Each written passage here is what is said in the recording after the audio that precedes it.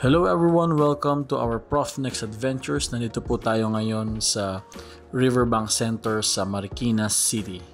This is our third year going here sa Marikina Riverbank Center tuwing Christmas season at talaga mapapansin ninyo ang kaibahan ng itsura ng Marikina Riverbanks tuwing Christmas season na mayroong mga iba't ibang rides at syempre mga iba't ibang magagandang Christmas decorations, especially their Christmas lights.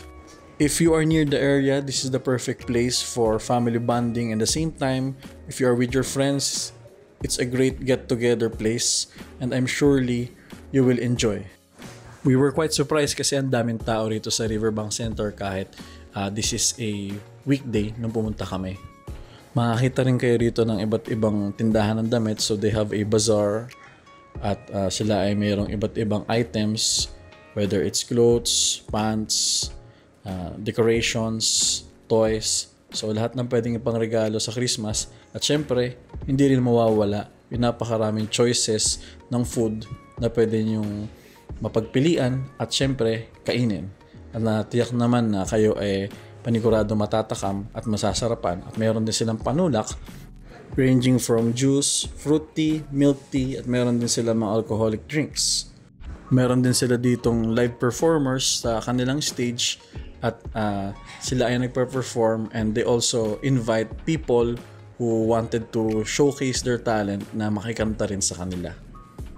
So after ng pag-iikot-ikot namin dito sa Marikina Riverbanks ay nagutom na rin kami at bumili na rin kami ng aming makakain from the different choices of food na meron sila rito na paniguradong nakakatakam at nakaka-attract talagang bilhin.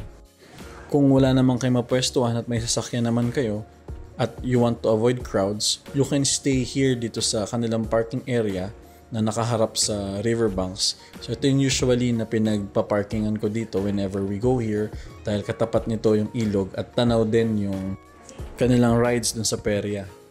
After eating at the back of our car, pumunta naman kami dito sa mismong peryahan nila at syempre nandito yung mga usual games na may mga prizes kagaya nito, yung paghahagis ng barya. At syempre, hindi mawawala yung darts, yung kung ano-ano na mga binabato and you will get different prizes. So marami talagang pwedeng magawa dito sa Marikina Riverbanks during Christmas season. Pwede kayong mag-rides, pwede kayong mag-games, or you can just simply look around and enjoy the sights. So we finally entered yung kanilang main attraction, which is yung pinaglalagyan ng kanilang mga different rides. So mapapansin nyo rin dito yung horror tree nila na patok para sa mga bata and for teenagers. And syempre nandito rin yung kanilang Sea Dragon na akala mo is just a simple ride pero nakakalula rin at nakakabaligtad din ng sikmura because of its motion.